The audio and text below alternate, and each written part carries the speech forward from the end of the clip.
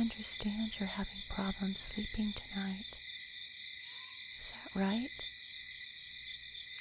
I'm sorry to hear that. Maybe I can help. I have a book here. Do you like stories?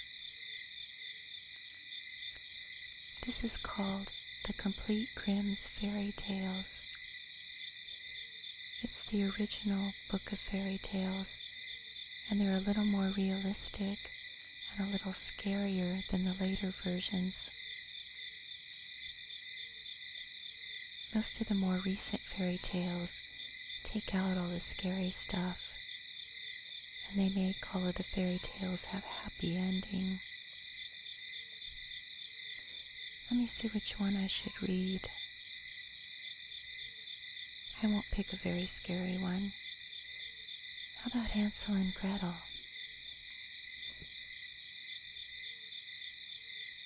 Hansel and Gretel. In a forest dwelt a poor woodcutter with his wife and his 2 children. The boy was called Hansel and the girl Gretel. He had little to bite and to break, and once when great dearth fell on the land, he could no longer procure even daily bread. Now when he thought about all of this at night in his bed, he was tossed with anxiety, and he groaned and he said to his wife, "What is to become of us? How are we to feed our poor children when we no longer have anything, even for ourselves?" "I'll tell you what, husband," answered the woman. "Early tomorrow morning we will take the children out into the forest to where it's thickest, and there we will light a fire for them and give each of them 1 piece of bread, and then we will go to our work and leave them alone. They will not find the way home again, and then we shall be rid of them." "No, wife," said the man, "I will not do that. How can I bear to leave my children alone in the forest? The wild animals would soon come and tear them to pieces." "Oh, you fool," said she, "then we must all 4 die of hunger. You may as well begin planing the planks for our coffins." And she left him no peace until he consented. "But I feel very sorry for the poor children all the same," said the man. The 2 children had also not been able to sleep because of hunger, and they had heard what their stepmother had said to their father. Gretel wept and said to Hansel, "Now all is over with us." "Be quiet, Gretel," said Hansel. "Do not distress yourself. I will soon find a way to help us." And when the old folks had fallen asleep, he got up and put on his little coat, opened the door below, and crept outside. The moon shone brightly, and the white pebbles which lay in front of the house glittered like real silver pennies. Hansel stooped and stuffed the little pocket of his coat with as many as he could get in. Then he went back and said to Gretel, "Be comforted, dear little sister, and sleep in peace. God will not forsake us." And he lay down again in his bed. When day dawned, but before the sun had risen, the woman came and awoke the children, saying, "Get up, you sluggards. We're going into the forest to fetch wood." She gave each of them a little piece of bread and said, "This is something for your dinner, but don't eat it up before then, for you will get nothing else." Gretel took the bread under her apron, and Hansel had put the pebbles in his pocket. Then they set out together on the way to the forest. When they had walked a short time, Hansel stood still and peeped back at the house, and did so again and again. His father said, "Hansel, what are you looking at there and staying behind for? Pay attention and don't forget how to use your legs." "Oh, father," said Hansel, "I'm looking up at my little white cat which is sitting up on the roof and wants to say goodbye to me." The wife said, "Fool, that's not your little cat. That's the morning sun shining on the chimney." Hansel, however, had not been looking back at the cat, but had been constantly throwing one of the white pebble stones out of his pocket onto the road.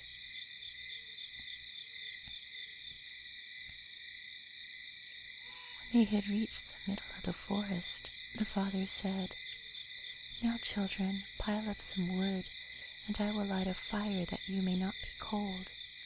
Hansel and Gretel gathered brushwood together as high as a little hill. The brushwood was lighted, and when the flames were burning very high, the woman said, "Now, children, lay yourselves down by the fire and rest. We will go into the forest and cut some wood. When we have done, we will come back and fetch you away." Hansel and Gretel sat by the fire, and when noon came, each ate a little piece of bread, and as they heard the strokes of the wood axe, they believed that their father was near. It was not the axe, however, but a branch which he had fastened to a withered tree, which the wind was blowing backwards and forwards. And as they had been sitting such a long time, their eyes closed with fatigue, and they fell fast asleep. When at last they woke, it was dark. Gretel began to cry. "How are we to get out of the forest now?" But Hansel comforted her and said, "Just wait a little until the moon is risen, and then we will soon find the way." And when the full moon had risen, Hansel took his little sister by the hand and followed the pebbles, which shone like newly coined silver pieces, and showed them the way. They walked the whole night long, and by break of day came once more to their father's house. They knocked at the door, and when the woman opened it and saw that it was Hansel and Gretel, she said, "You naughty children, why have you slept so long in the forest? We thought you were never coming back at all." The father, however, rejoiced, for it had cut him to the heart to leave them behind alone. Not long afterwards, there was a great dearth up throughout the land, and the children heard their mother saying at night to their father, "Everything is eaten again. We have one left loaf." "The children must go. We will take them farther into the wood so that they will not find their way out again. There's no other means of saving ourselves." The man's heart was heavy, and he thought, "It would be better for you to share the last mouthful with your children." The woman, however, would listen to nothing that he had to say, but scolded and reproached him. The children were still awake and had heard the conversation. When the old folks were asleep, Hansel again got up and wanted to go out and pick up pebbles as he'd done before. But the woman had locked the door, and Hansel could not get out. Nevertheless, he comforted his little sister and said, "Do not cry, Gretel. Go to sleep. The good God will help us." Early in the morning came the woman and took the children out of their beds. Their piece of bread was given to them, but it was smaller than the time before. On the way into the forest, Hansel crumbled it in his pocket, and he often stood still and threw a morsel on the ground. "Hansel, why do you stop and look around?" said his father. "Go on." "I'm looking back at my little pigeon, which is sitting on the roof and wants to say goodbye to me." "Fool," said the woman, "that's not your pigeon. That's the morning sun shining on the chimney." Hansel, however, little by little, threw all the crumbs on the path. The woman led the children still deeper into the forest, where they'd never been before in their lives. Then a great fire was made, and the mother said, "Just sit down there, you children, and when you're tired you may sleep a little. We're going into the forest to cut wood, and in the evening when we're done, we'll come and get you." When it was noon, Gretel shared her piece of bread with Hansel, who'd scattered his by the way. Then they fell asleep, and evening passed, but no one came to get the poor children.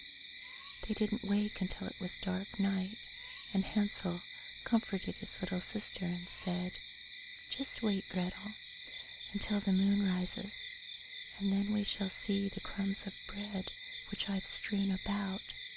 They will show us the way home." When the moon came, they found no crumbs, for the many thousands of birds which fly about in the woods and fields had picked them all up. Hansel said to Gretel, "We shall not soon find the way." And they did not find it. They walked the whole night and all day, from morning to evening, but they did not get out of the forest, and they were very hungry. They had nothing to eat but 2 or 3 berries which grew on the ground. And as they were so weary that their legs would carry them no longer, they lay beneath a tree and fell asleep. It was now 3 mornings since they had left their father's house. They began to walk again, but they always came deeper into the forest, and it didn't help to come soon. They must die of hunger and weariness. When it was midday, they saw a beautiful snow-white bird sitting on a bough, which sang so delightfully that they stood and listened. And when the song was over, it spread its wings, and it flew, and they followed it until they reached a little house. On the roof of the house the bird alighted, and when they approached the little house, they saw it was built of bread and covered with cake, and the windows were made of sugar. "We will set to work on that," said Hansel, "and have a good meal. I will eat a piece of the roof, and you, Gretel, can eat some of the window, and it will taste sweet." Hansel reached up above and broke off a little piece of the roof to try how it tasted, and Gretel leaned against the window and nibbled at the panes. Then a voice softly cried from the parlor, "Nibble, nibble, gnaw, who is nibbling at my house?" The children answered, "The wind, the wind, the heaven-born wind," and they went on eating without disturbing themselves. Hansel, who liked the taste of the roof, tore down a great piece of it, and Gretel pushed out the whole round window pane and sat down and enjoyed herself. Suddenly the door opened, and a woman as old as the hills, who supported herself on crutches, came creeping out. Hansel and Gretel were so terribly frightened that they let fall what they had in their hands. The old woman, however, nodded her head and said, "Oh, you dear children, who has brought you here? Do come in and stay with me. No harm shall happen to you." She took them both by the hand and led them into her house. Then good food was set before them, milk and pancakes, sugar, apples, nuts. Afterwards 2 pretty little beds were covered with clean white linen, and Hansel and Gretel lay down in them, and they thought they were in heaven. But the old woman had only pretended to be kind. She was in reality a wicked witch who lay in wait for children, and had only built the little house of bread in order to entice them there. When a child fell into her power, she killed it, she cooked it, and she ate it, and that was a feast day for her. Witches have red eyes and cannot see far, but they have keen scent like the beasts, and are aware when human beings draw near. When Hansel and Gretel came into her neighborhood, she laughed with malice and said, "I have them, they will not escape me." Early in the morning, before the children were awake, she was already up, and when she saw them sleeping and looking so pretty, with their plump rosy cheeks, she muttered, "That will be a dainty mouthful." Then she seized Hansel with her shriveled hand and carried him into the stable and locked him behind a grated door. But scream as he might, it would not help. Then she went to Gretel and shook her till she woke up. "Get up, lazy thing, and fetch some water and cook something good for your brother. He's in the stable outside, and he is to be made fat, and when he's fat, I will eat him."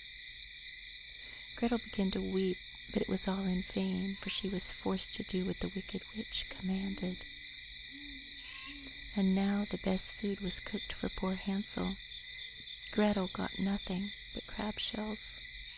Every morning the woman crept to the stable and cried, "Hansel, stretch out your finger that I may feel it, for you will soon be fat." Hansel, however, stretched out a little bone to her, and the old woman, who had dim eyes, could not see it, and she thought it was Hansel's finger, and was astonished that there was no way of fattening him up. When 4 weeks had gone by, and Hansel still remained thin, she was seized with impatience and would not wait any longer. "Now then, Gretel," she cried to the little girl, "bring some water. Let Hansel be fat or lean. Tomorrow I will kill him and cook him." The poor little sister did lament when she had to fetch water, and her tears flowed down her cheeks. "Dear God, help us," she cried. "If the wild beasts in the forest had devoured us, at any rate we would have died together." "Just keep your noise to yourself," said the old woman. "It's not going to help you at all." Early in the morning, Gretel had to go out and hang up the cauldron with water and light the fire. "We will bake first," said the old woman. "I've already heated the oven and kneaded the dough." She pushed Gretel out to the oven, from which the flames of fire were already darting. "Creep in," said the witch, "and see if it's properly heated, so that we can put the bread in." And once Gretel was inside, she intended to shut the oven and let Gretel bake in it, and then she was going to eat her too. But Gretel saw what she had in mind and said, "I do not know how I am to do it. How do I get in the oven?" "Silly goose," said the old woman. "The door is big enough. Just look, I can get in." And she crept up and thrust her head into the oven. Then Gretel gave her a push that drove her far into it, and shut the iron door and fastened the bolt. Oh, then she began to howl quite horribly, and Gretel ran away, and the godless witch was miserably burnt to death. Gretel ran like lightning to Hansel and opened the stable and cried, "Hansel, we're saved. The old witch is dead." Then Hansel sprang like a bird from a cage. How they did rejoice and embrace each other and dance about.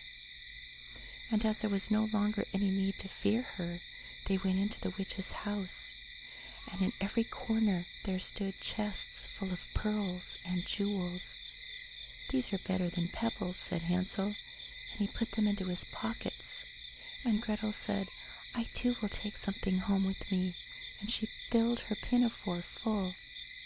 "But now we must be off," said Hansel. "We must get out of the witch's forest." When they had walked for 2 hours, they came to a great stretch of water. "We can't cross," said Hansel. "I see no footplank and no bridge, and there's no ferry." "But there is a white duck swimming there. Maybe if I ask her, she'll help us." Little duck, dost thou see? Hansel and Gretel are waiting for thee. There's never a plank or bridge in sight. Take us across on thy back, so white." The duck came to them, and Hansel seated himself on its back and told his sister to sit with him. "No," said Gretel, "that would be too heavy for the little duck." And the good little duck took Hansel across, and when they were once safely across and had walked for a short time, the forest seemed to be more and more familiar to them, and at length they saw from afar their father's house. Then they began to run, and they rushed into the parlor, and they threw themselves around their father's neck. The man had not known one happy hour since he had left his children in the forest, and the woman since then was dead. Gretel emptied her pinafore, and the pearls and the precious stones ran out into the room, and Hansel threw one handful after another out of his pocket to add to them. Then all their anxiety was at an end, and they lived together in perfect happiness.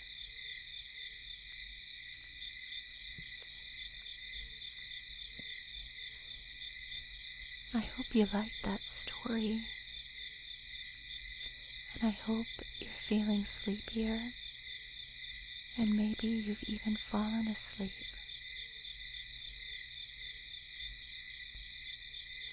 I have a lot of other stories that I'd like to read to you, so maybe next time when you can't fall asleep, I'll come back and read you another story from the Grimm's fairy tales.